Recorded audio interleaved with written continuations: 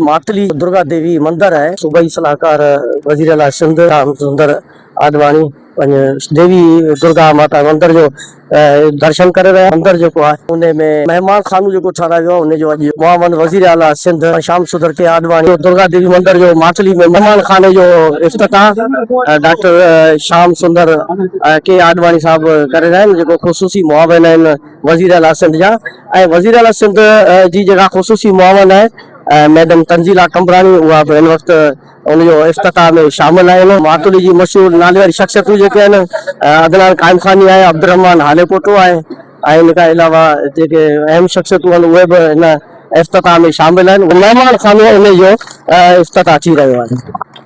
मातली मुझो बियो घर है। मातली में मुझी मैट्रिक थियल है। मातली से मुझे काफ़ी पुरानियों यादों वाबस्तान मुझे ॾाढी खुशी थी है। तो मातली शहर में दुर्गा देवी मंदिर में सिंध हुकूमत तरफा अकिलते मिनिस्ट्री तरफा कम्युनिटी हॉल जो संगे बुनियाद रखियो वियो आहे। उन मौके ते आऊं मातली शहर ख़ुसूसन हिंदू बिरादरी जे जेके बिरादरियूं आहिनि उन्हनि खे मुबारकबाद थो ॾियां। तो उन्हनि खे सिंध हुकूमत अकिलते मिनिस्ट्री तरफा हिकिड़ी बहितरीन सहूलियत फराहम थी रही है।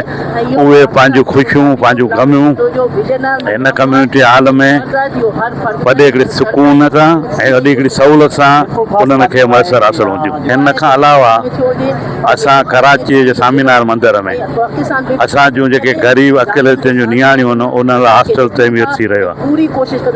ऐं सम्झां थो ऐं उन खां सवाइ ॿिया जेके डिवीज़न हेडक्वार्टर पंहिंजा हैदराबाद सखर लाड़काणू मीरपुर खास में अकिलते मिनिस्ट्री असांजी ख़ुदि मुंहिंजी ज़ाती जा प्लानिंग है।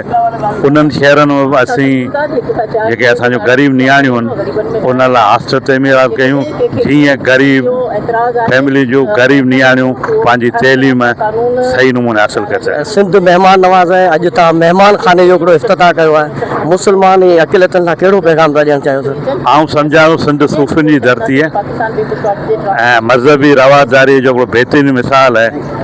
ऐं अॼु जॾहिं असां हिन शइ जो इफ्तिताह करे रहिया आहियूं तो इहो मैसेज है तो पाकिस्तान पीपल्स पार्टी हमेशा रोशन ख्याल रही है। उन ही पार्टी है के तरफा अॼु मातली शहर में हिकिड़ो मज़हबी रवादारी वारो हिकिड़ो बहितरीन ही जेको कम्यूनिटी हॉल तइमीर थींदो उन में या सभिनी बिरादरियुनि खे सहूलियत हासिलु थींदी। ऐं सम्झां थो मज़हबी रवादारी हवाले सां ही बहितरीन मिसाल है। पाकिस्तान पीपल्स पार्टी जे मैनिफेस्टो में आहे त मिनॉरिटी इज़ आर प्रायोरिटी। तव्हां असां सभु ॾिसंदासीं इन जो सबूत इहो हूंदो हिन हाल खे न सिर्फ़ु असांजा हिंदू भाइर असांजा मुस्लमान भाइर बि इस्तेमालु कंदा। असां हर इवेंट में गॾु आहियूं ऐं इहो साबित करे थो पाकिस्तान पीपल्स पार्टी हर जॻह ते इंसानियत खे अहमियत ॾिए थी। सूबाई मुआवन वज़ीर आला सिंध ऐं PPMP राय उमूर अकिलती शाम सुंदर के आडवाणी मातली में सभ खां पहिरीं संदसि भाॼाना इस्तक़बाल कयो वियो। इस्तक़बाल खां पोइ पंहिंजे देवी मंदर जेको आहे हुनजो दर्शन कयो ऐं दर्शन खां पोइ इफ्तिताह कयो ऐं उन खां पोइ हुनजो जेको सो सिंध जूं सूखड़ियूं आहिनि उहे तव्हांखे ॾेखारियोसीं त उहे बि जेके शइ ॾिनियूं वियूं। हिन जेका तक़रीब हुई हिन में न फ़क़ति अकिलती बिरादरी जा माण्हुनि शिरकत कई पर मुस्लिम बिरादरी जे अहम शख्सियतनि पिणु शिरकत कई जंहिंमें मैडम तंजीला कमरानी जेका ख़ुसूसी मुआवन वज़ीर आला सिंध जी आहे। हिते जा अहम शख्सियतूं जेके आहिनि अदनान अहमद काइम खानी आहे, अब्दुर्रहमान हालेपोटो आहे, उन्हनि बि हिन इफ्तिताह में शिरकत कई। खानो जो हाल आहे उनजो जेको इफ्तिताह थियो आहे अॼु इन मां साबित थियो त अकिलती ऐं मुस्लमाननि में हिन वक़्तु जो रंग या नस्ल जो को बि फ़र्क़ु न आहे। कैमरा टीम सां गॾु हसन पवर मातली।